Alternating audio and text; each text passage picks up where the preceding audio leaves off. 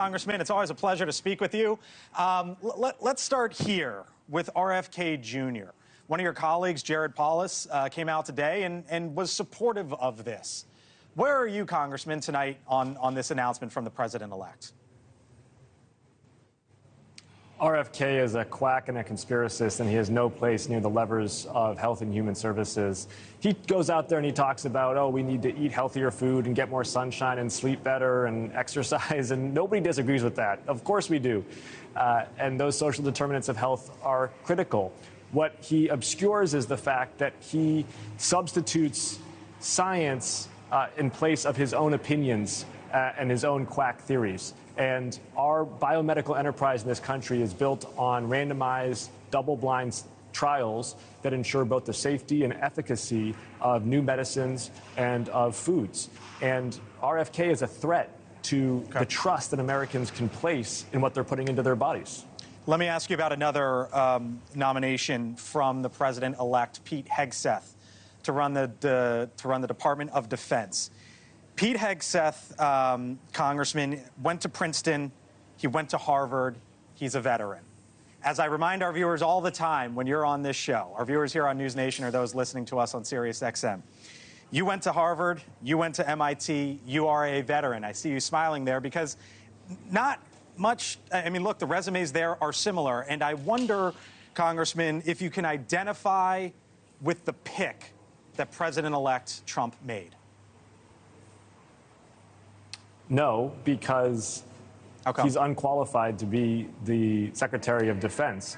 What he's being installed to do is to say yes and to supplicate himself to the will of the White House. Because in Trump's first administration, his entire national security cabinet stood up for the country and for the Constitution over his diktats. He fired them, and they then disavowed him as commander-in-chief and all endorsed Kamala Harris because they thought he was unfit to lead. He does not want to make that mistake again. He wants yes men around him. So I'm actually not that interested in the character of Hegseth because he's not going to actually have control over the levers of power there. This is clearly going to be run by the White House. You probably see a bunch of stuff as a member of Congress that blows your mind, Congressman. We see it all the time. Right? My gosh, how does that happen? And Elon Musk and Vivek Ramaswamy are trying to take some of that on with the Department of Government Efficiency.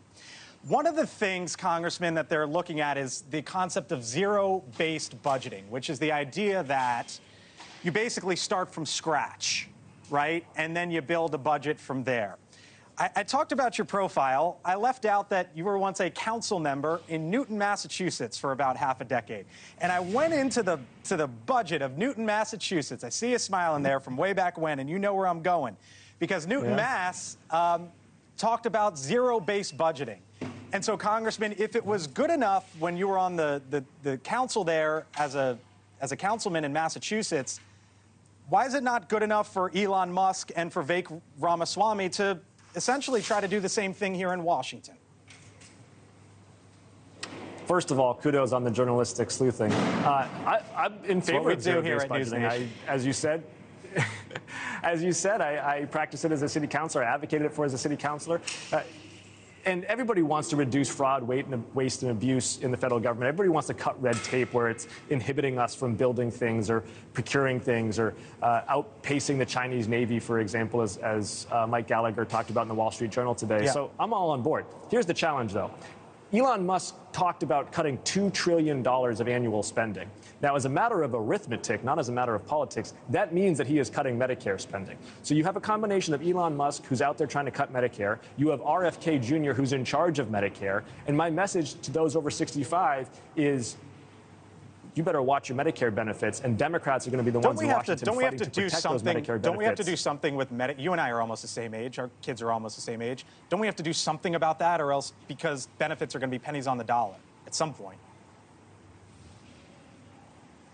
What we have to do is prevent neurodegenerative conditions like Alzheimer's, prevent diabetes, prevent the diseases that are costing hundreds of billions of dollars every year and that are ultimately going to be what bankrupts Medicare, both the traditional and Medicare Advantage programs. You can't do that if you can't have safety and efficacy trials under the FDA because Robert F. Kennedy is undermining the science. You can't do that if you've got someone like him running CMS, which is a complicated bureaucracy that is not fit to purpose for someone who is a conspiracist. And you definitely can't do that if you've got Elon Musk taking an axe to spending indiscriminately. This requires grown-ups at the table doing this work. And I'm in favor of zero-based budgeting. I'm in favor of cutting waste, fraud, and abuse, but they have to do it thoughtfully. And Elon Musk's tweets does not indicate someone who's being thoughtful about this. All right.